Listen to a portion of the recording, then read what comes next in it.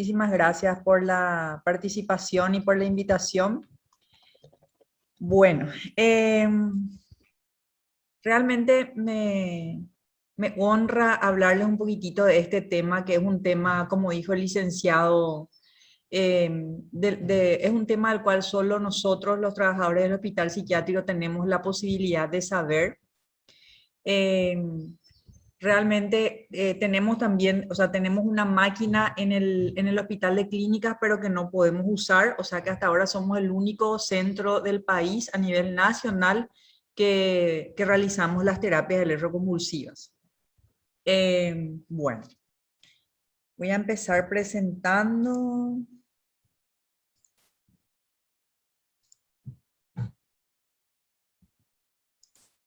Ahí está. ¿Se ve? No sé si alguien me puede responder si se ve, por favor. Sí, doctora, se ve muy bien. Bueno, perfecto. Bueno, quiero darles un pantallazo sobre qué dice la evidencia científica sobre el uso de la terapia electroconvulsiva. Sabemos, y hace poquito nomás estuvieron en nuestro hospital los de mecanismo antitortura, que me parece a mí, ¿verdad? Y yo creo que todas las personas que estudiamos, que hacemos ciencia, ellos tienen un conversatorio totalmente anecdótico. ¿Por qué? Porque hoy día tenemos las bases científicas suficientes para decir que la terapia electroconvulsiva es útil en ciertos trastornos psiquiátricos. Siguiente. Quería hablar un poquitito de los aspectos generales, después vamos a hablar de cuál es la evidencia más reciente, de la eficacia y seguridad, de los efectos secundarios y de las conclusiones. Bueno, un poco de historia. Más o menos en o sea, lo que pareciera una terapia electroconvulsiva, que antes se le decía electroshock, justo hoy hablábamos con la doctora Patiño, ¿verdad? Que no es más tan ético llamarle electroshock, sino terapia electroconvulsiva, ¿verdad? Hoy día. En sus inicios, más o menos en los años 20, ¿cómo se descubre? Se descubre que el tema de las convulsiones mejoraban los cuadros psicóticos. ¿Por qué? Porque pacientes que tenían esquizofrenia y epilepsia, cuando tenían sus convulsiones, mejoraban su esquizofrenia. O sea, fue un hallazgo fortuito que se le suele decir serendipia, ¿verdad? Que se empieza a estudiar y incluso se decía que no podían ser bastante compatibles. O sea, un paciente, si estaba psicótico, generalmente no convulsionaba, o si convulsionaba, mejoraba la psicosis. Incluso después se empiezan a usar montones de cosas para provocar las crisis convulsivas, como por ejemplo, se usa la terapia insulínica, se le bajaba toda la glucosa y eso provocaba las convulsiones. También en algún momento,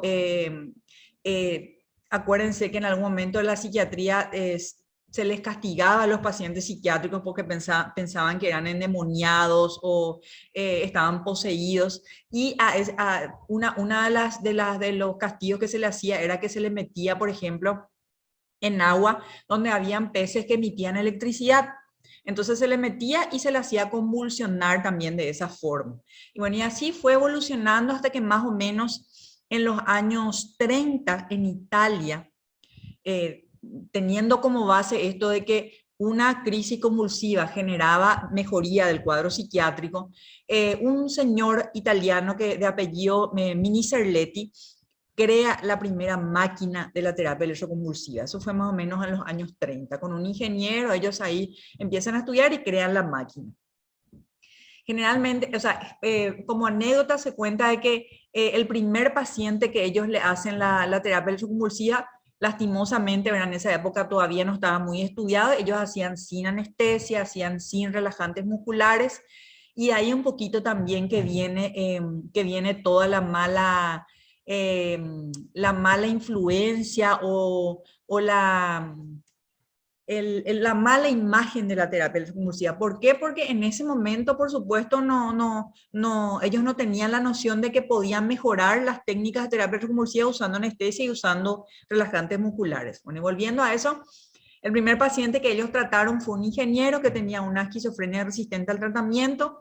Le hacen una primera descarga eléctrica, el paciente no convulsiona y ahí en el equipo empiezan ellos a debatir si le hacían o no, hasta que el jefe, que en ese entonces era Mini Cerletti, decía hacerle más, el paciente convulsione y ahí más o menos en 10 a 12 sesiones el paciente se recupera totalmente. Ese fue el primer paciente que se realiza terapia electroconvulsiva con una máquina de terapia electroconvulsiva. Eso fue en los años 30. En los años 50 más o menos se introduce la anestesia, o sea, 20 años se hizo sin anestesia. Y les quiero contar que todavía en algunos países se realiza sin anestesia y sin relajantes musculares hasta la actualidad. En los años 70 más o menos se empieza o se deja de usar porque aparecen los psicofármacos y también por el estigma y por este grupo que hay en todos los países, que es el grupo, ¿verdad?, de anti-TEC o anti-manicomio, ¿verdad?, que dicen ellos que nosotros usamos la terapia electroconvulsiva como un mecanismo de tortura y como una experimentación que hacemos a los pacientes. Después, en los años 80 vuelve a utilizarse y hoy día, ¿verdad?, gracias a Dios, ya tenemos técnicas muy modernas donde se realiza, como ustedes saben, una evaluación pre-TEC, donde se le pide, o sea, donde primero hay una indicación del psiquiatra, le ve el clínico, después le ve también el anestesiólogo. Durante la terapia, ¿verdad? El anestesiólogo tiene montones de precauciones para que el paciente no recuerde el episodio, no tenga dolor muscular y después los cuidados post-TEC que también hoy día tenemos muy en cuenta. O sea, hoy día ya la terapia electroconvulsiva no podemos decir que tiene la misma fama que antes porque se tienen montones de cuidados extra. Pero este grupo siempre está, como dije, ¿verdad?, basado en literatura anecdótica. ¿Qué es lo que hace la terapia electroconvulsiva? Famoso que te preguntan los familiares. Bueno, ¿cómo actúa? Hasta ahora es desconocido, ¿verdad? Pero algunas evidencias refieren de que lo que toca es montones de neurotransmisores, por ejemplo, serotonina, dopamina, GABA, glutamato, noradrenalina, adrenalina. Entonces lo que hace es, al modular los neurotransmisores, hace un cambio genético y ese cambio genético repercute en los receptores de los neurotransmisores y de esa forma mejora el cuadro psiquiátrico. O sea, a diferencia de lo que la gente cree, que quema neuronas, al contrario, la terapia electroconvulsiva hace una neurosíntesis, una neuroadaptación de neuronas, a diferencia de de la mala fama que se tiene en relación con la terapia electroconvulsiva.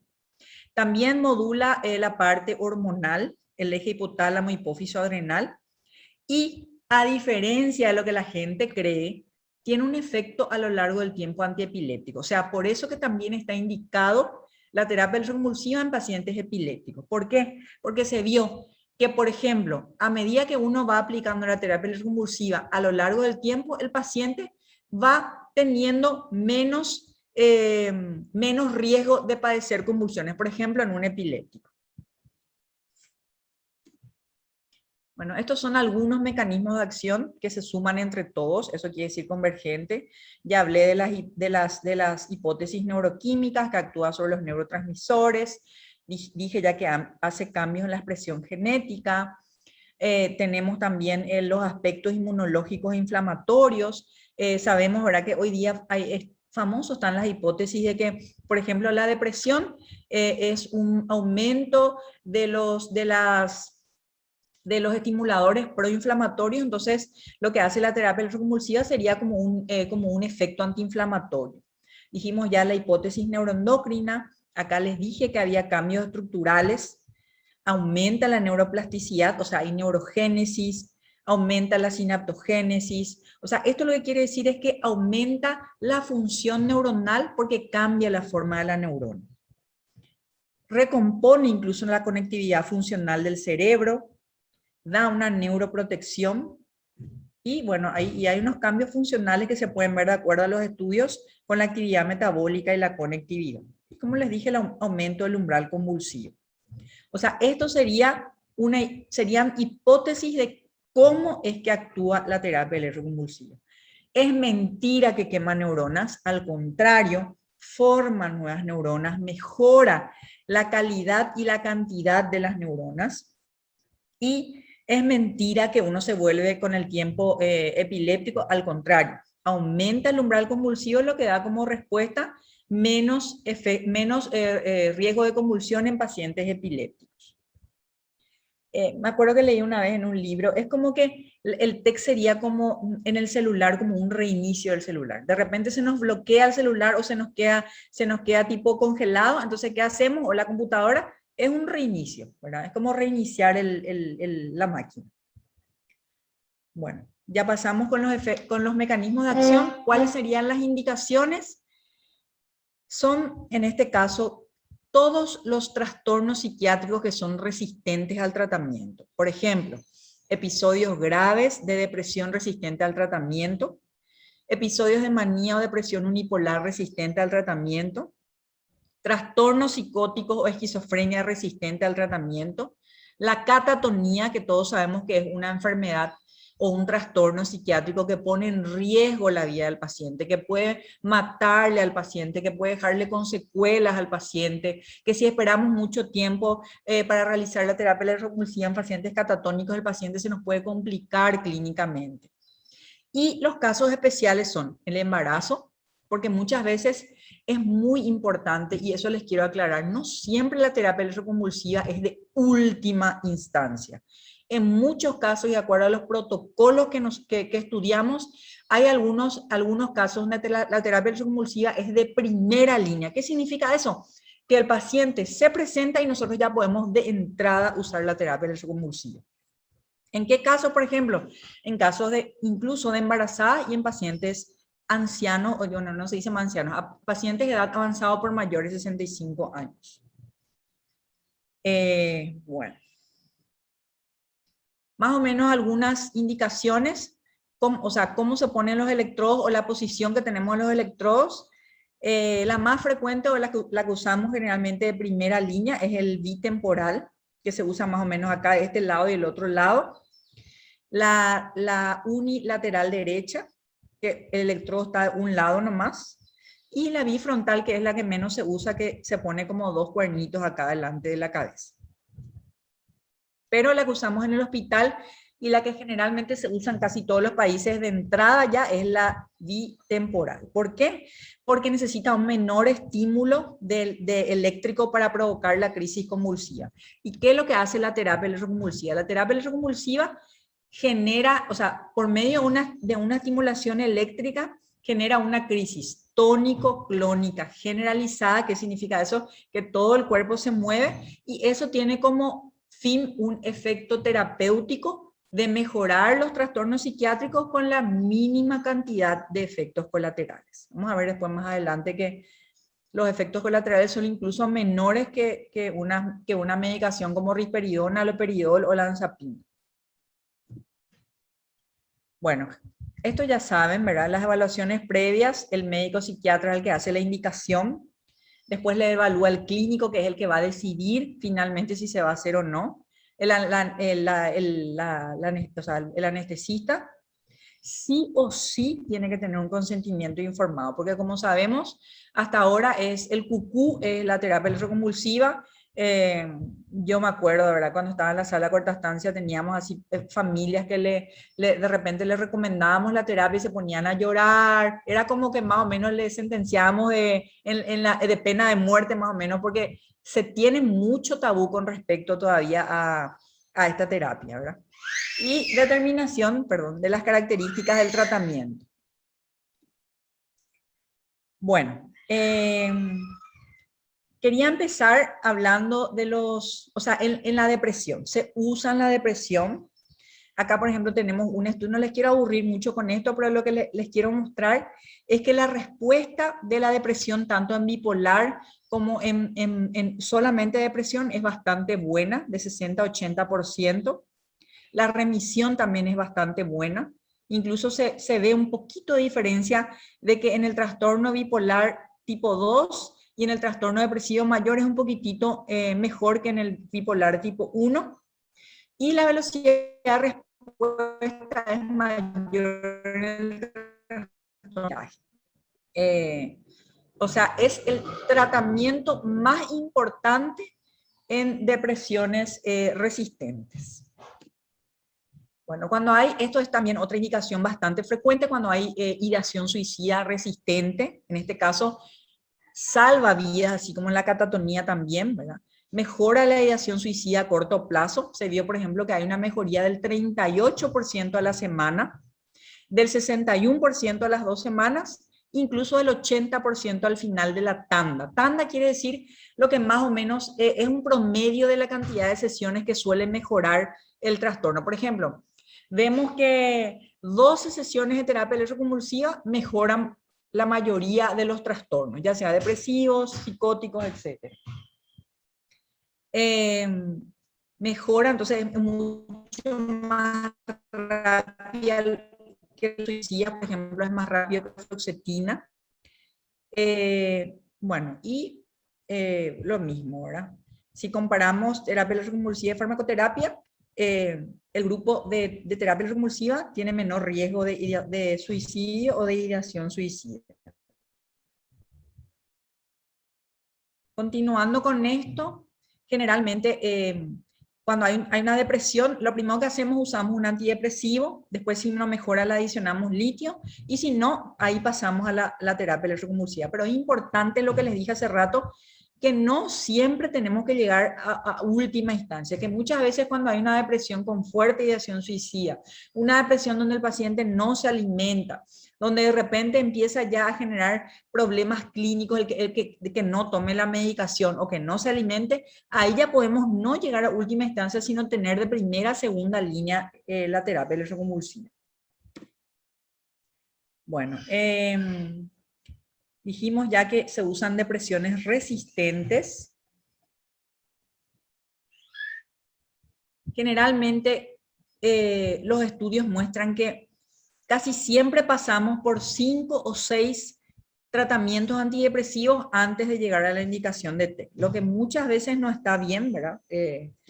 No tenemos que esperar tanto tiempo porque sabemos que un cerebro que no mejora y que esperamos mucho tiempo, un cerebro que después también no va a tener buena respuesta a los otros tratamientos.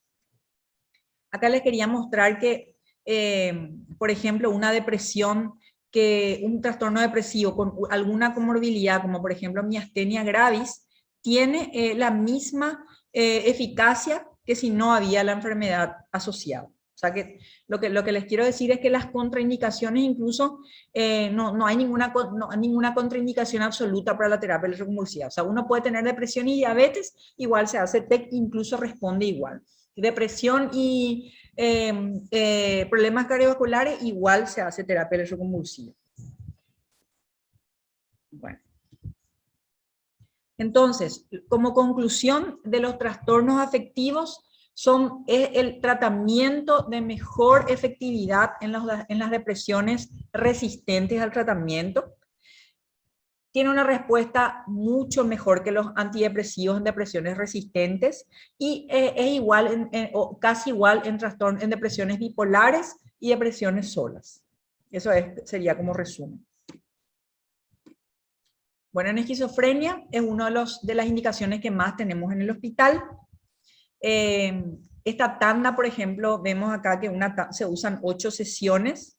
Acá vemos que en este estudio se hizo en 24 pacientes unilateral, se usó solo un lado, en 27 bifrontal y en 31 bitemporal, que eran esos dibujitos que les mostré. Los síntomas positivos, que son delirio y alucinaciones, mejoran menos con la unilateral porque es la que usa menos energía. Y la bitemporal, que es la que se usa en el hospital y la de uso más frecuente, es la que más problemas cognitivos o efectos colaterales provoca, o sea, más problemas de memoria, pero que es la que más también respuesta y eficacia tiene.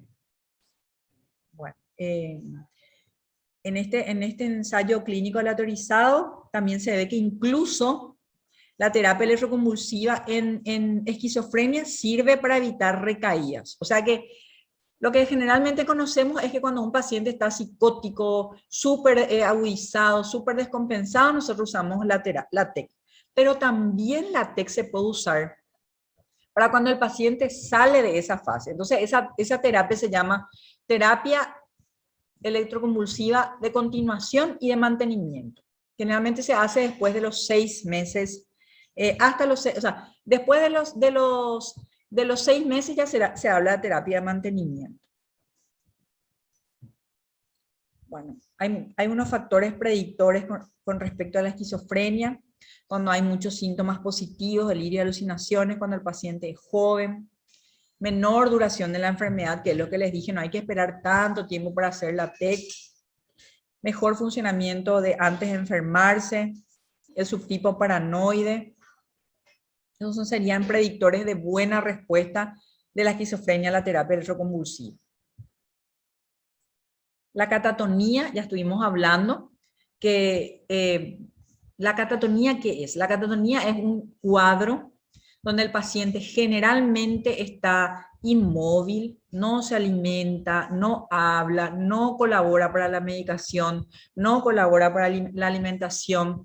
Es un paciente que si uno deja mucho tiempo en esas condiciones, es un paciente que casi seguro se nos complica clínicamente. Y después, una vez que se nos complica clínicamente, por supuesto que el pronóstico ya es mucho más complicado. Entonces, casi siempre en la catatonía, nosotros usamos la terapia electroconvulsiva de primera línea. Por supuesto, si hay lorazepam, se usa lorazepam, y si no responde al lorazepam, se pasa a la terapia electroconvulsiva. Como nosotros no teníamos, ahora sí tenemos en el hospital lorazepam, antes usábamos de primera elección. En los ancianos también es muy buena la respuesta a la terapia electroconvulsiva, no hay que tener miedo, incluso los efectos colaterales son menores que de repente alguna risperidona o algún haloperidol. ¿Por qué? Porque, por ejemplo, la terapia electroconvulsiva no engorda, la terapia electroconvulsiva no aumenta el riesgo de que suba el colesterol, de provocar diabetes, de provocar síndrome metabólico. La terapia electroconvulsiva no genera esos problemas metabólicos que sí vemos en nuestros pacientes con consumo crónico de psicofármacos. Vemos que en este estudio se hizo en pacientes con una edad promedio de 66 años, ven una respuesta súper importante, hasta un 97%. Como les dije, efectos secundarios similares a otras edades o incluso menores a los antidepresivos, en el caso, por ejemplo, de depresión en ancianos. Este estudio también refiere unos resultados similares. Es importante tener en cuenta que en los ancianos vamos ya a tener comorbilidades, por ejemplo, vasculares, qué sé yo, hipertensión, diabetes, riesgo de ACV, riesgo de infarto agudo de miocardio, y esos factores de comorbilidad hacen que haya una tasa de remisión un poquito menor que la que si no hay ese tipo de comorbilidad. O sea, no es lo mismo la respuesta en un joven que no tiene diabetes que en un señor, ¿verdad?, o de edad avanzada que sí ya tiene diabetes, porque es un poquito menor la respuesta. Bueno. No se usa mucho, por ejemplo, para pacientes demenciados, sí, para pacientes adultos mayores con trastornos depresivos. Es muy bueno. En el embarazo no hay muchos estudios, pero siempre se toma la decisión basada en la lectura crítica de la literatura, que es lo que yo les estoy mostrando acá, toda la evidencia que tenemos actualizada hoy día con respecto a la terapia electroconvulsiva. ¿Cuál es el riesgo en indicar en embarazadas? La escasez de estudios clínicos, la ausencia de una guía sobre la terapia electroconvulsiva en el embarazo. Lo que sí tenemos en algunos estudios, por ejemplo, de la TEC como tratamiento de bajo riesgo y alta eficacia durante los 3 trimestres del embarazo. Eso, por ejemplo, es algo bueno también. La TEC no es como el psicofármaco. ¿Se acuerdan que el psicofármaco nosotros tratamos de no darle los primeros 3 meses de embarazo. Sin embargo, la TEC no, la TEC se puede usar en los 3 trimestres, en algunos estudios incluso se vio que se usaba más en el segundo trimestre, pero eso no tiene nada que ver, por ejemplo, eso es por la frecuencia de pacientes, ¿no? ¿Verdad? Bueno, incluso, vuelvo a repetir, tiene mucho menos efectos colaterales que un psicofármaco, tanto en la mamá como en el bebé. Bueno, como les dije, algunas guías, ¿verdad? Hablan, por ejemplo, de tratamiento primario, significa de primera elección, por ejemplo, en trastornos depresivos graves, con o sin síntomas psicóticos, en trastornos bipolares, en esquizofrenia, en resistencia al tratamiento, elevado riesgo de suicidio, agitación, deterioro físico grave debido a malnutrición o deshidratación. Esto es lo que solemos ver más un poquito en el hospital. O sea, pacientes llegan a terapia electroconvulsiva cuando hay resistencia al tratamiento, elevado riesgo de suicidio, agitación que no mejora con los psicofármacos y los catatónicos, por ejemplo, que no se alimentan, que no toman la medicación, que no toman agua, donde hay un deterioro físico grave debido a la malnutrición o deshidratación. Y la ausencia de un tratamiento efectivo podría afectar la salud tanto del paciente como del feto, en el caso de las embarazadas. Se usa la terapia electroconvulsiva en niños y adolescentes. Se usa. Hay pocos estudios, ¿verdad? En este caso sí no es de primera elección. De hecho, que yo les diría que sería, no sé, de última elección y con un montón de estudios y reuniones clínicas antes de llegar a eso. Tenemos acá, por ejemplo, este estudio de 5 casos de niños entre 12 y 17 años. Uno de ellos incluso recibió 75 sesiones de terapia electroconvulsiva y estuvo después 6 años libre de síntomas. Se vio en estos pacientes que era seguro y con pocos efectos secundarios. Otro reporte de caso era un menor de 16 años con una enfermedad que se llama encefalitis anti-NMDA y una catatonía. Y se le hizo a este niño, a este adolescente, 8 sesiones de terapia electroconvulsiva con mejoría motora y cognitiva hasta lo basal. Bueno, y es muy importante también, igual que la embarazada, tomar una decisión basada en gravedad, riesgo-beneficio, ¿sí? De hecho, que en casi todos los pacientes hacemos eso, siempre sopesando que el beneficio sea mayor que el riesgo. Bueno, en los niños y adolescentes se usa también, igual que lo que estuvimos viendo, en trastornos afectivos, resistentes, depresión, incluso intolerancia contra indicación del tratamiento farmacológico y la ideación suicida. En los niños y adolescentes también se usa en la catatonía, en el síndrome neuroléptico maligno, que seguro que algunos ya habrán visto, ¿verdad? Donde el paciente reacciona a la medicación y se pone todo duro, empieza a temblar, empieza a tener fiebre elevada de 40 a 41 grados, muchos temblores, y es una entidad mortal. Se puede también usar en primer episodio de esquizofrenia o trastorno esquizofreniforme intratable, y generalmente casi siempre se llega a la terapia electroconvulsiva pasando montones de tratamientos antes o de ensayos antes, y se requiere la indicación de un psiquiatra y un psiquiatra especializado en la parte infanto-juvenil. Bueno, también se vio que de repente podría ser útil en los pacientes autistas, solo que no, o sea, lo que se estudió fue, por ejemplo, en autolesiones en los autistas, pero finalmente mejoraban los pacientes, pero porque en realidad se cree que esas autolesiones, cuando ellos se golpeaban, eran más bien unas catatonías, pero en forma agitada, porque la catatonía puede ser agitada o no agitada. No agitada es la que estamos acostumbrados a ver siempre, que es el paciente que no habla, que no se alimenta, que no colabora con la medicación, pero la catatonía también puede ser todo lo contrario, un paciente que no se quede quieto, que no mejora la medicación, que se le tenga que hacer un soporte una contención mecánica, etcétera, ¿verdad? Entonces, en los pacientes autistas lo que se cree que la catatonía se presenta en forma agitada y que de ese lado se vería favorecido con la terapia electroconvulsiva, pero la evidencia es escasa y se recomienda usar nomás otro tipo de terapia. En el trastorno obsesivo compulsivo se hicieron estudios, ¿verdad?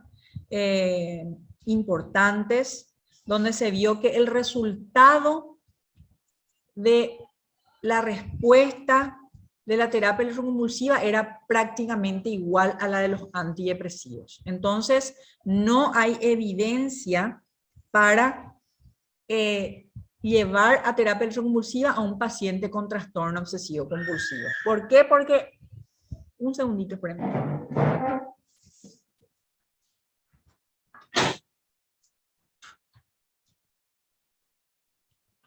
Porque se vio que incluso en el trastorno obsesivo compulsivo resistente al tratamiento no se vio mucha mejoría con la terapia electroconvulsiva. Incluso hay otras terapias que se vieron que tienen mejor respuesta a la terapia electroconvulsiva, que es una terapia que se llama estimulación magnética transcraneal, que también es una terapia parecida a la terapia electroconvulsiva. O sea, en el trastorno obsesivo compulsivo no hay evidencia, entonces no está recomendado. Bueno, en el trastorno por consumo de sustancias tampoco hay mucha investigación. Lo que sí hay estudios es de, por ejemplo, terapias de adicción al alcohol, pocos estudios en general para neuroterapia, solo un reporte de caso en este caso, ¿verdad?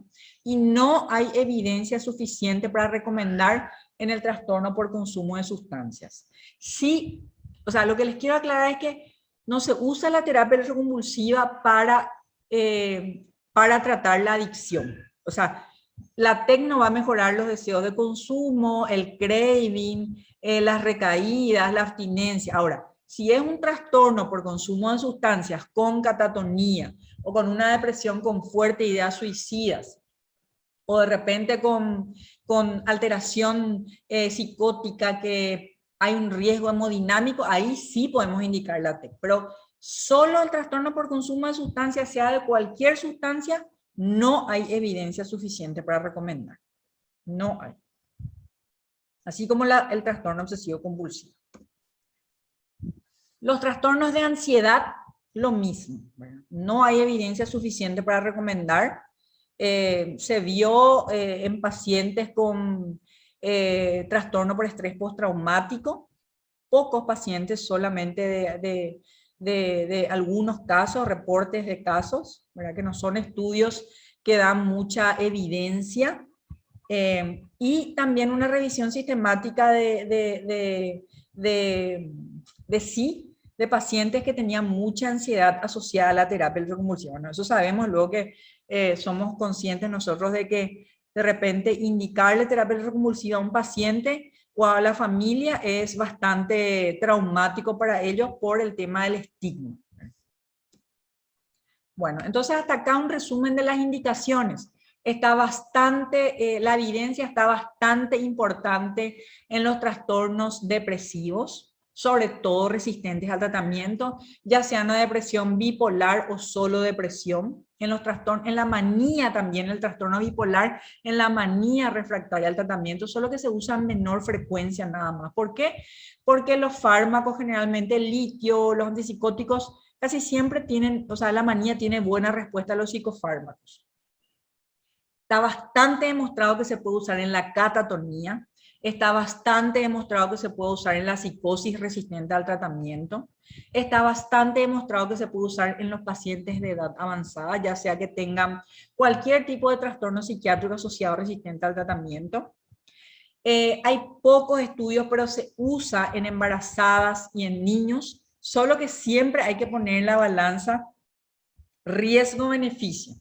Y el beneficio tiene que ser mayor al riesgo para decidir esa terapia. De hecho, que encontramos muchas dificultades, por ejemplo, en encontrar un ginecólogo que nos autorice, por ejemplo, la terapia electroconvulsiva en pacientes embarazadas.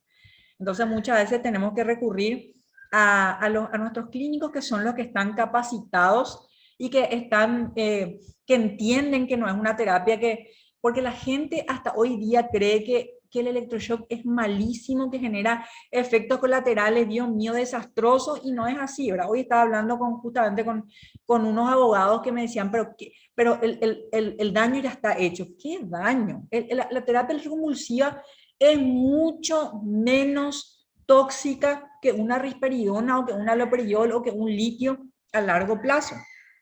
Eso es lo que es importante entender y saber, pero solamente se sabe instruyéndose, leyendo.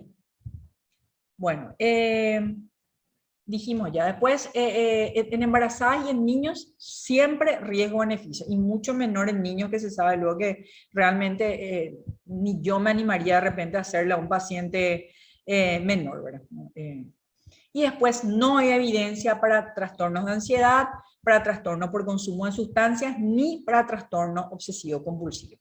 Estamos hablando de solo el trastorno. Ahora sí, hay un trastorno por dijimos ya, de consumo de sustancias con catatonía, ahí sí está indicado, pero el trastorno sí por consumo de sustancias per se, no hay indicación de terapia electroconvulsiva. Eso es con respecto a las indicaciones. Ya hablamos de lo que es la terapia electroconvulsiva, del mecanismo de acción y de las indicaciones.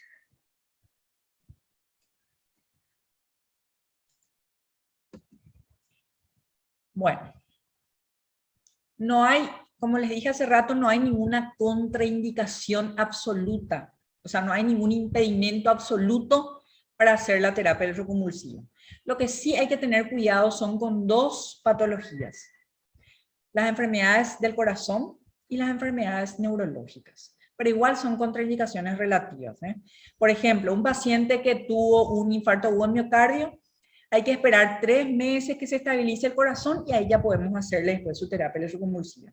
O de repente un paciente que tuvo un accidente cerebrovascular, lo recomendable es esperar unos 6 meses que pase su accidente cerebrovascular y después hacerle la terapia electroconvulsiva. O sea, son contraindicaciones relativas, incluso yéndonos a un extremo, ¿verdad? Pacientes incluso con tumores cerebrales, si tienen una indicación de TEC, se pueden realizar. O sea, ahí nomás les doy un ejemplo de que no hay ninguna contraindicación absoluta. Con lo que estábamos hablando, ¿qué efectos colaterales lo que provoca? Los efectos colaterales, todos de la terapia electroconvulsiva, aclaro, todos son transitorios. Algunos se presentan al comienzo de la terapia, otros se presentan en forma tardía. La mayoría al comienzo de la terapia. ¿Cuáles son? Problemas de memoria. Problemas de memoria, sobre todo de la memoria a corto plazo, de las cositas que pasaron recién, ¿sí? Qué sé yo, por ahí se olvidan de que almorzó, de que vino a visitarle un familiar, se olvida, por ejemplo, de las fechas, pero es una memoria a corto plazo, no es que se va a olvidar de cosas así anteriores o de dónde es su casa, o sea, cosas así antiguas, no hay alteración de la memoria a largo plazo. Otro efecto adverso sería de repente una confusión, tipo que le deje confundido, ¿verdad? La terapia electroconvulsiva, el dolor de cabeza que también vemos mucho en los pacientes y los dolores musculares por las crisis convulsivas. Pero esto generalmente, el dolor muscular, mejora con el uso, ¿verdad? de los relajantes musculares. Pero la mayoría de estos efectos adversos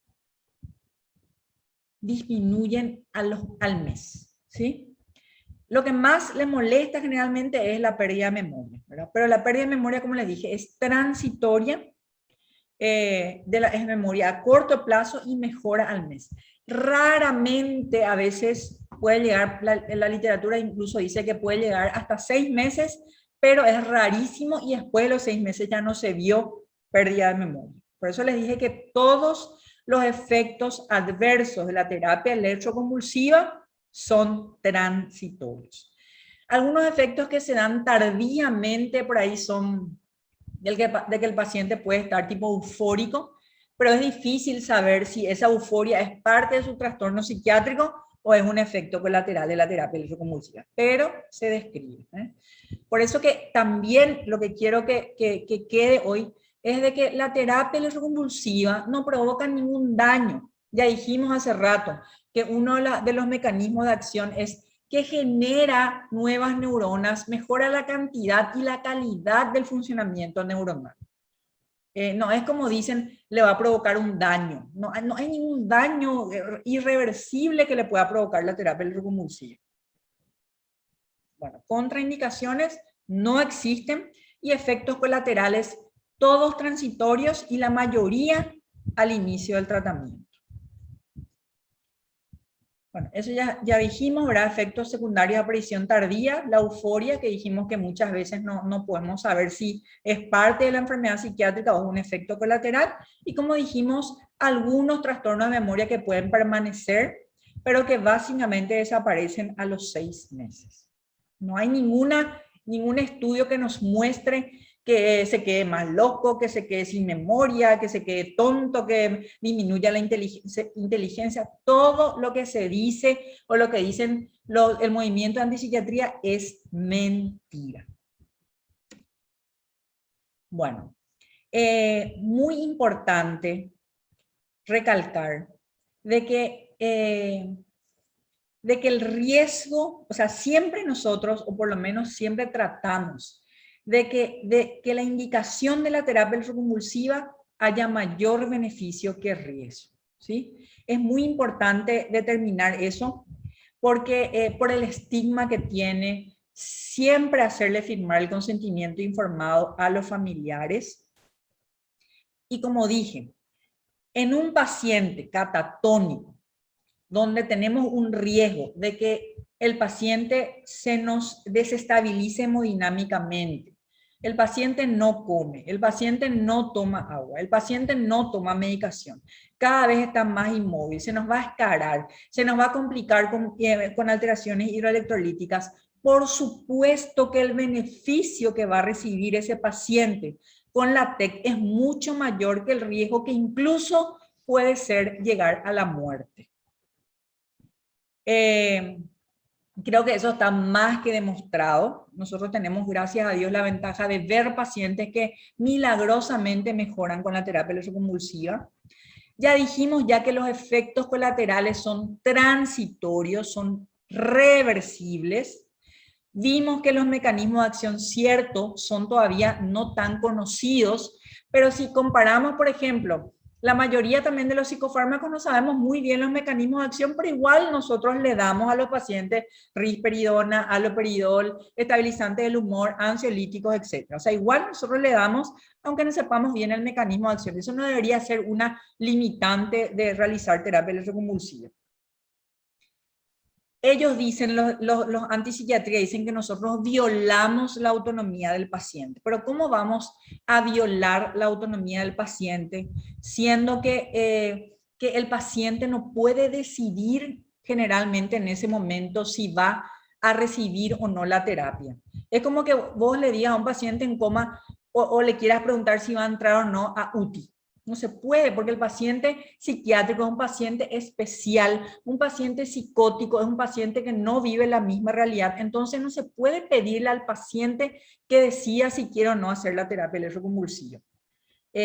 Cierto, hay muchas cosas, muchos vacíos legales en la parte jurídica, pero siempre prima la vida del paciente. Entonces de ese lado siempre nos podemos defender, digamos así, y generalmente lo recomendable es que se firme el consentimiento informado. Siempre hay visto que, por suerte, nuestra anestesióloga entró a la conferencia, le agradezco, la otra Irma Patiño está. Siempre el consentimiento informado, explicándole al familiar del riesgo, de los efectos colaterales. Riesgo, hablo de los efectos colaterales que puede tener con la terapia electroconvulsiva, de cómo actúa la terapia electroconvulsiva, y también es muy importante explicarle de qué le va a pasar si no se, o qué le podría pasar si no se hace la terapia electroconvulsiva. Por ejemplo, en el caso de un catatónico, se nos va a morir de inanición, se nos va a complicar hidroelectrolíticamente, se va a ascarar, se va a infectar, va a tener una sepsis y va a morir. Digo, no, una posibilidad.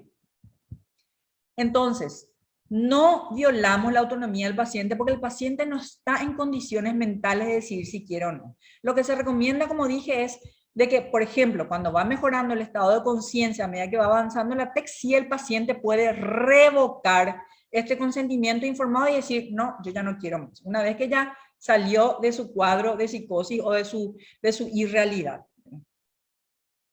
Es muy importante el uso correcto. ¿Qué significa eso? Que tenemos que saber las indicaciones de una terapia electroconvulsiva. Hoy hablábamos también, ¿verdad? De repente, no dejar a última hora ni tampoco de primera elección. O sea, tenemos que saber en qué momento indicar. Y si tiene un uso correcto, si estamos con los profesionales que se preocupan por el paciente, que ven que esa terapia funciona, que son idóneos, que estudian el tratamiento, es muy buena terapia, ¿sí? Pero sí es importante darnos cuenta que falta todavía mucha investigación y capacitación para luchar en contra del estigma y del grupo antipsiquiatría que hoy día dice que seguimos usando como mecanismo de tortura y que estamos experimentando contra el paciente. De hecho que les comenté lo en algún momento, ¿verdad? Hay algunos países que incluso todavía siguen haciendo terapia electroconvulsiva sin anestesia y sin relajantes musculares, sobre todo en los países de tercer mundo, qué sé yo, por ejemplo, en África, en la China, todavía siguen usando sin, por ejemplo, relajantes musculares. Así como hay países, todo lo contrario, por ejemplo, en Italia, donde es tan fuerte la cultura antipsiquiatría, sobre todo en este caso el Vaticano que está en contra, son cuestiones muy culturales, cultural, social, político, donde están tan en contra de la terapia electroconvulsiva que en Italia, que es la cuna de la terapia electroconvulsiva, no se hace terapia electroconvulsiva, ¿verdad? Entonces, pero en fin, lo que yo les quería mostrar era de que tenemos de dónde agarrarnos, de que la terapia electroconvulsiva sí sirve para algunas indicaciones de tratamientos psiquiátricos. Vuelvo a repetir, útil en la depresión resistente al tratamiento, útil en la depresión con fuertes ideas suicidas que no mejoran con el tratamiento, útil en la psicosis resistente al tratamiento, útil en la catatonía, útil en pacientes de edad avanzada y en embarazo y en niños hay que hacer riesgo-beneficio. En el resto no hay mucha evidencia, pero sí en estas indicaciones. Bueno, eso era un poco lo que les quería mostrar. Nosotros tenemos, para los que de repente no están muy interiorizados, tenemos un equipo espectacular de terapia electroconvulsiva en el hospital, que está conformado por el grupo de enfermería, por nuestra flamante anestesióloga que es súper ética, que yo soy así bien, les puedo confirmar de que ella, si el paciente no está bien anestesiado, ella le vuelve a anestesiar porque ella no quiere que el paciente recuerde el episodio. A lo mejor no tenemos una máquina de último modelo, ¿verdad? Porque hay dos tipos de máquinas, la Mecta y el Timatron, que es el que nosotros tenemos, pero hacemos todo con mucha ética, con mucho compromiso, y bueno, y eso, ¿verdad? Yo les quería un poco transmitir la información que hay del TEC, porque hasta ahora, y yo estoy seguro que en algunos profesionales de salud, ¿verdad? Todavía seguimos pensando que la TEC es una enfermedad, es un tratamiento que genera daño, y no es así. Bueno, ojalá que por ahí, perdonen si fui muy tediosa con algunas investigaciones, o repetitiva, pero lo que quería era un poco que salgan con algunas cuestiones bien definidas con respecto a este tratamiento. Muchísimas gracias.